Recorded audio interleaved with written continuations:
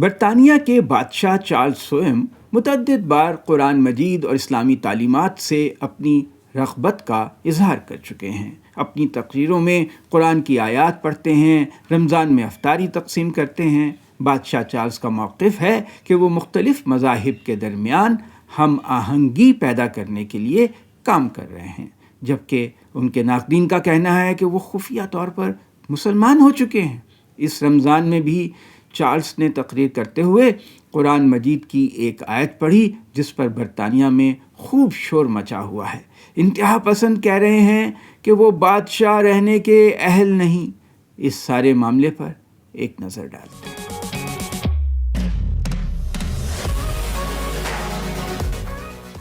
بسم اللہ الرحمن الرحیم۔ السلام علیکم، میں ہوں عدنان عادل اور آپ دیکھ رہے ہیں میرا ویلاگ۔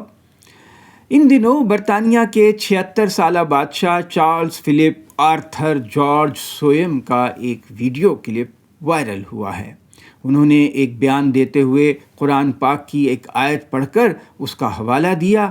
رمضان کی مبارک دیتے ہوئے مسلمانوں کو انہوں نے کہا کہ قرآن کہتا ہے کہ اللہ تعالیٰ کسی نفس پر اس کی برداشت سے زیادہ بوجھ نہیں ڈالتا۔ As the Quran says, God does not burden any soul with more than it can bear. We hope that you have a blessed and fulfilling Ramadan. Peace be upon you all. Ramadan Mubarak. قرآن مجید کی اس آیت کو پڑھنے پر برطانیہ میں ایک طوفان برپا ہے کہ چارلس مسلمان ہو گئے ہیں، انہوں نے عیسائیت ترک کر دی ہے، انہوں نے برطانیہ کے تہذیبی تشخص کو خطرے میں ڈال دیا ہے، وغیرہ وغیرہ۔ چارلس کے سیاسی مخالفین ان کے بیان کو خاصا اچھال رہے ہیں۔ برطانیہ میں بعض مقامات پر اس ایشو پر احتجاجی مظاہرے بھی ہوئے۔ دوسری طرف بعض مسلمان بھی اس پر فخر کا اظہار کر رہے ہیں۔ اسلام سے متعلق چارلس کے خیالات اس لیے بھی اہم ہیں کہ وہ چرچ آف انگلینڈ کے سربراہ ہیں۔ ان کے ناقدین کا خیال ہے کہ وہ اب چرچ کے وفادار نہیں رہے۔ بعض انتہا پسندوں کا یہ بھی کہنا ہے کہ انگلینڈ کا بادشاہ صرف پروٹیسٹنٹ مسیحی ہو سکتا ہے اور چارلس اب اس منصب کے اہل نہیں۔ یوں لگتا ہے کہ بادشاہ چارلس کے خلاف یہ مہم اب چلتی رہے گی۔ حقیقت یہ ہے کہ انگلینڈ کے بادشاہ چارلس اسلام اور قرآن کے پرانے مداح ہیں۔ طویل عرصے سے تقریباً 30-35 برس تھے۔ یہ بات مشہور ہے کہ وہ قرآن مجید اور اسلام کا احترام کرتے ہیں، اسلامی اقدار کو سراہتے ہیں اور ان کی کھلے عام تعریف کرتے رہتے ہیں۔ انہوں نے قرآن پڑھنے اور سمجھنے کے لیے عربی زبان سیکھی۔ وہ عرب مسلمان حکمرانوں کو عربی زبان میں خط لکھتے ہیں۔ چارلس مدتوں سے اکثر اپنی تقریروں میں قرآن مجید کی آیات کے حوالے دیتے رہتے ہیں۔ ابھی گزشتہ برس سال 2024 کی بات ہے کہ شاہ چارلس نے قطر کے امیر شیخ تمیم بن حماد الثانی کے اعزاز میں ایک عشائیہ دیا، تو اس میں تقریر کرتے ہوئے امیر قطر کو السلام علیکم کہہ کر مخاطب کیا اور اپنی تقریر میں قرآن کی ایک آیت پڑھی جس کا مفہوم ہے کہ جس نے ایک انسان کی جان بچائی اس نے گویا ساری انسانیت کی جان بچائی۔ 23 سال پہلے سن 2002 کی بات ہے، چارلس نے اپنی ایک تقریر میں رمضان اور روزہ رکھنے کی بہت تعریف کی تھی اور کہا تھا کہ یہ عمل انہیں حیران کر دیتا ہے۔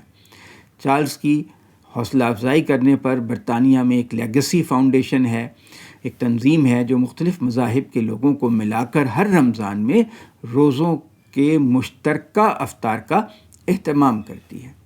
اس موقع پر شاہ چارلس ویڈیو پیغام جاری کرتے ہیں اور اس عمل کو سراہتے ہیں، اس کی تعریف کرتے ہیں۔ ابھی تصویریں آئیں جن میں شاہ چارلس اور ان کی اہلیہ ملکہ کمیلا افطار کا سامان پیک کر رہے تھے، کھجوریں ڈال رہے تھے لفافوں میں۔ چند سال پہلے انہوں نے رمضان کے موقع پر کہا تھا کہ ہر شخص کو رمضان سے سبق سیکھنے کی ضرورت ہے۔ ان کا کہنا تھا کہ رمضان سے سخاوت کرنے، پرہیز کرنے، شکر گزاری کرنے اور مل جل کر عبادت کرنے جیسے اعمال ہوتے ہیں جس سے پوری دنیا میں بہت سے لوگوں کو سکون و اطمینان ملتا ہے۔ عرصہ دراز سے چارلس مختلف مذاہب کے درمیان ہم آہنگی کی وکالت کرتے آ رہے ہیں۔ یہ کام تو انہوں نے اس وقت سے شروع کر دیا تھا جب وہ بادشاہ بھی نہیں بنے تھے بلکہ شہزادہ چارلس تھے، پرنس چارلس۔ 1993 کی بات ہے کہ وہ Oxford centre for Islamic studies میں پیٹرن بنے، اس کے مربی بن گئے، اب تک ہیں۔ ایک دفعہ اس مرکز میں خطاب کرتے ہوئے انہوں نے واضح طور پر قرآن کے مطالعے میں اپنی انٹرسٹ کا، دلچسپی کا اظہار کیا۔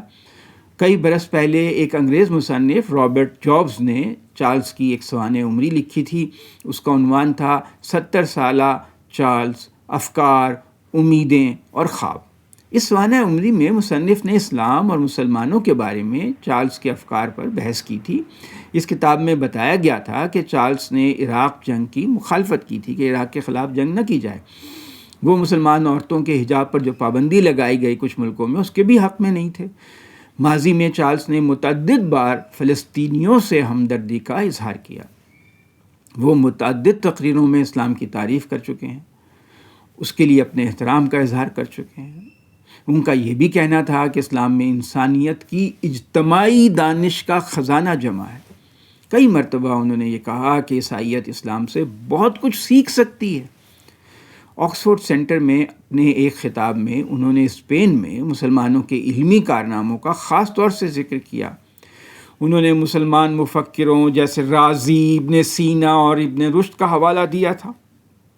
سن 2006 میں شہزادہ چارلز نے، جب وہ شہزادے تھے، مصر کی معروف یونیورسٹی الازہر کا دورہ کیا تھا اور وہاں تقریر کرتے ہوئے ڈنمارک میں جو اسلام کے بارے میں توہین آمیز خاکے چھپے تھے ان کی مذمت کی تھی۔ ان کا کہنا تھا کہ ایک مہذب معاشرے کی پہچان ہے کہ وہ اقلیتوں اور اجنبی لوگوں سے کتنے احترام سے پیش آتا ہے۔ مطلب یہ تھا کہ یورپی ملکوں کو مسلمان اقلیت کا احترام کرنا چاہیے اگر وہ مہذب ہیں۔ ماحولیات اور موسمیاتی تبدیلیوں کے موضوعات بھی شاہ چارلز کی خاص دلچسپی کا باعث ہیں۔ اس موضوع پر گفتگو کرتے ہوئے بھی چارلز نے اسلام اور قرآن کے حوالے دیے اور کہا کہ فطرت میں پائی جانے والی جو چیزیں ہیں ان کی حدود ہیں، اس ابنڈنس کی لیمٹس ہیں۔ ان کا کہنا تھا کہ قرآن کی تعلیمات کو جہاں تک وہ سمجھ پائے ہیں اس کے مطابق یہ وہ حدود ہیں جو خدا نے مقرر کی ہیں، اور مسلمانوں کو حکم دیا ہے کہ ان حدود کو پامال نہ کریں۔ ان کا کہنا تھا کہ اسلام ہمیں سکھاتا ہے کہ زمین کی نعمتوں میں انسان کے ساتھ ساتھ دیگر مخلوقات کا بھی حصہ ہے، اور ہم اپنے ارد گرد موجود مخلوقات کے باہمی تعلقات سے جڑے ہوئے ہیں، اور اس سبق کو نظر انداز کریں گے تو ہم دیگر مخلوقات کے ساتھ اپنے کانٹریکٹ کو، معاہدے کو فراموش کر دیں گے۔ بادشاہ چارلز کی اسلام سے دلچسپی کو دیکھتے ہوئے 1996 میں قبرص کے مفتی ناظم الحقانی نے کہا تھا کہ چارلز خفیہ طور پر مسلمان ہو چکے ہیں، لیکن اس وقت برطانوی شاہی محل بکنگم پیلس نے اس بات کو فضول بات قرار دیا تھا، نان سینس کہا تھا۔ چارلز خفیہ طور پر مسلمان تو شاید نہ ہوئے ہوں، لیکن اسلام سے بہت قربت رکھتے ہیں، لگاؤ رکھتے ہیں اور مسلمانوں کے ہمدرد ہیں۔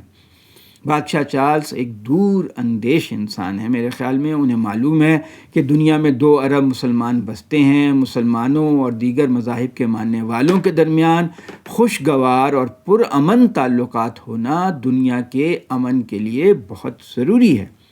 وہ مختلف مذاہب کے درمیان ہم آہنگی اور امن چاہتے ہیں، اور یہ بات بہت سے انتہا پسند لوگوں کو برداشت نہیں۔